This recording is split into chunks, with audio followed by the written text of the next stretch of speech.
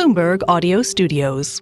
Podcasts, radio, news. Joining us now is the former Fed Vice Chair, Randy Quarles. Randy, great to catch up with you, sir. Fantastic to get your thoughts on a major issue. A conversation we've been having now over the last week or so is whether this Federal Reserve is beginning to drift towards accepting a higher inflation rate. Is that your sense of things, or would you push back, sir? No, I don't think that's either likely or consistent with the Fed's communication. Just before this inflationary surge began, there was a comprehensive review of the monetary policy framework, and as part of that, the Fed reaffirmed the 2% inflation target. It would be very surprising, and it would not be good for the Fed's future credibility for them in the first inflationary surge after reasserting that monetary policy framework and that inflation target to say, well, 3% is close enough for government work, and so we're done.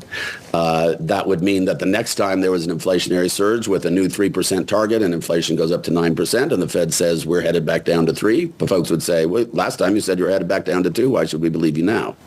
So it's important for the Fed, and the Fed has been quite consistent in communicating that 2% is the inflation target.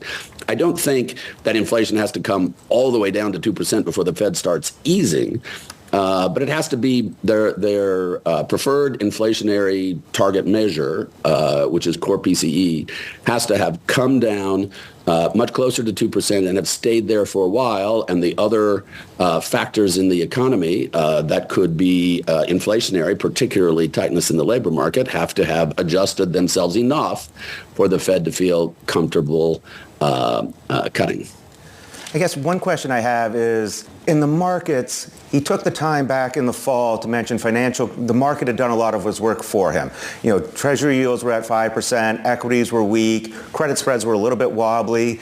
Now all of a sudden you have yields back to, 4.25% roughly. You have equity markets doing very well. Credit spreads are very tight. And he chooses not to mention financial conditions. Is that a signal or just how he's thinking about it? That, I think, is confusing me and seems to be pointing to a person who really wants to be dovish. So I think you've got, we're at an inflection point in the Fed's policy path and in Fed's communications. At the outset of this process, there were two hypotheses: that interest rates wouldn't have to go as high as they traditionally have in the past in order to contain this inflation, a variety of reasons for that, and that interest rates wouldn't have to stay as high for as long in order to contain this inflation, a variety of reasons for that. I think the first of those hypotheses has been borne out. Interest rates, the Taylor rule, for example, a guideline that central banks around the world have used to guide interest rate policy, would have suggested at the outset of this you needed short-term interest rates of 9 or 10%. We didn't get there. Inflation has significantly subsided. But the second hypothesis was wrong. It's going to take a longer period of time than many of us, myself included, believed at the outset of this for policy to do its work.